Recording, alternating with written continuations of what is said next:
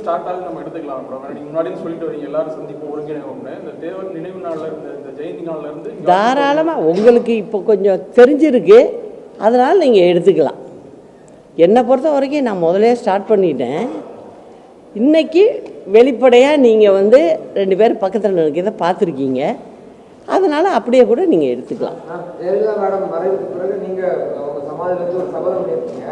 அதுக்கு பிறகு இதுவரைக்கும் சட்ட ரீதியாகவோ கட்சி ரீதியாகவோ உங்களுக்கான அதிகாரத்தை கைப்பற்ற கூட மறுபடியும் நீங்கள் ஒரு சபதம் ஏற்றுக்கிற ஓபிஎஸ் ஒன்றிணைந்து தேர்தல் சந்திப்போம். அதாவது நான் திரும்ப சொல்கிறேன் தம்பி, அரசியலில் வந்து எடுத்தோம் கவுத்தோன்னு செய்கிற பழக்கம் எனக்கு இல்லை. அதை நல்லா புரிஞ்சுக்கணும். 87லேருந்து நீங்கள் சின்ன பையன், தெரிஞ்சிருக்க வாய்ப்பு இல்லை. அப்போ பிறந்தீங்களோ இல்லையோ தெரில, அதனால தான் பேசிக்கிட்டு இருக்கீங்க. அதனால் என்னை பற்றி சீனியராக உள்ளவங்களுக்கெல்லாம் நிச்சயம் தெரிஞ்சிருக்கும். எப்படி டீல் பண்ணுவேன், எப்படி செய்வேன் அப்படின்னு தெரியும். அதனால் சொல்கிறேன், உங்கள் மாதிரி சின்ன பிள்ளைங்களாம் என்ன பண்ணுங்கள், கொஞ்சம் வெயிட் பண்ணியே பாருங்கள், நீங்களும் இந்த மெத்தடை கற்றுக்கலாம்.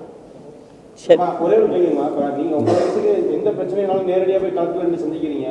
ஆனால் இப்போ ஒரு கட்சி ஆரம்பிச்சுட்டு ஏதாவது பனையூரில் வச்சு டீல் பண்ணுறாங்களே, அது நீங்கள் அவங்கள்ட்ட போய் கேட்கணும். இல்லைம்மா, நீங்கள் எனக்கு ஏங்க என்னுடைய அனுபவம் என்னன்னு உங்களுக்கு தெரியுமா தெரியாதா?